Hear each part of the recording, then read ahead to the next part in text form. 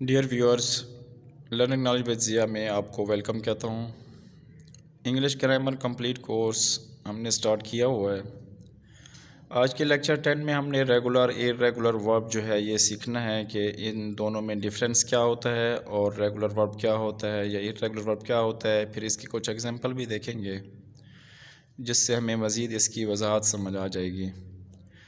Topic की तरफ बढ़ने से पहले मैं आपसे रिक्वेस्ट करता हूं कि अगर आप मेरे चैनल पर नए हैं तो आप चैनल को लाजमी सब्सक्राइब कीजिए ताकि आप इंग्लिश ग्रामर सीख सकें, और दोस्तों के साथ शेयर कीजिए। बेल आइकॉन को प्रेस कीजिए ताकि आपको हर नई आने वाली वीडियोस मिलती रहें।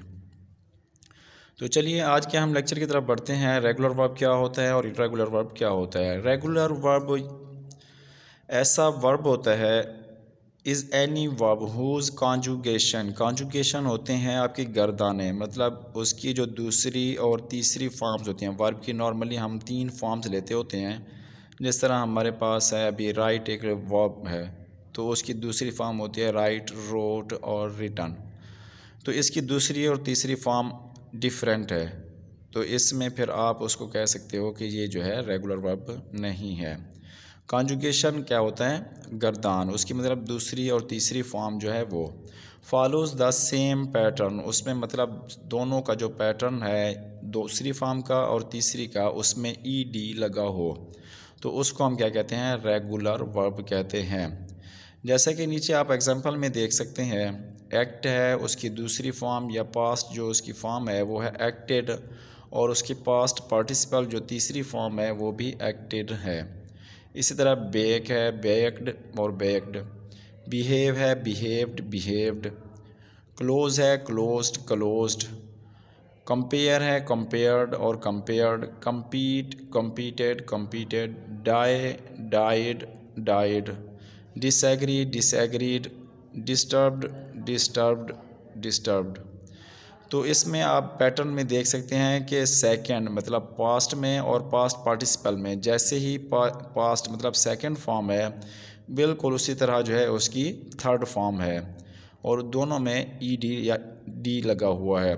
तो जिसमें ईडी और डी लग जाए उन वर्ब की फॉर्म को हम क्या कहते हैं, रेगुलर वर्ब्स। तो ये सारे जो आपके सामने नज़र आ रहे हैं वर्ब्स ये सारे क्या हैं, रेगुलर वर्ब्स हैं।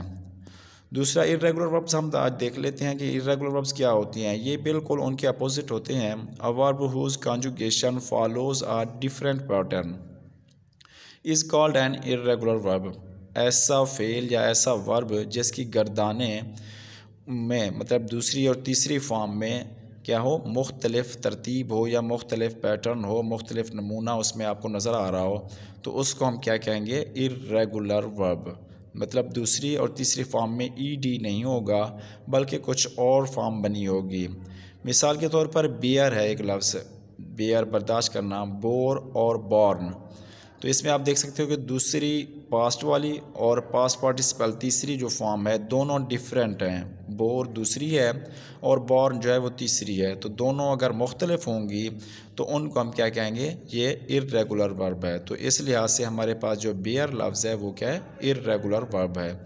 बीट है बीट और बीटन, मारना जो होता है बीट या पीटना, उसकी भी दूसरी और तीसरी फॉर्म डिफरेंट है, एक जैसी नहीं है, दोनों में ईडी या डी नहीं लगा हुआ तो इसको भी हम क्या कहेंगे, ये भी इर्रेगुलर वर्ब है।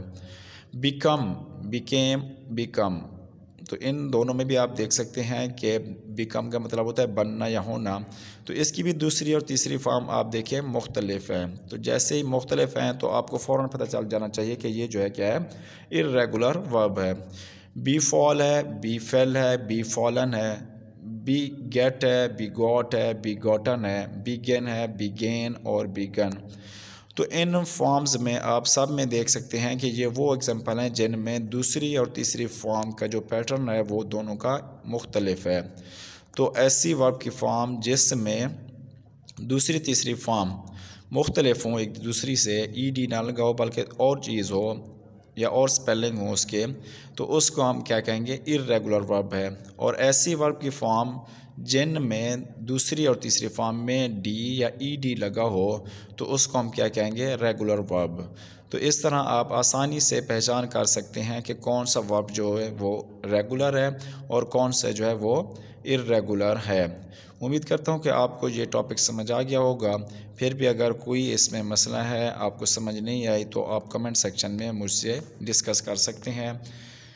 और वीडियो देखने का शुक्रिया।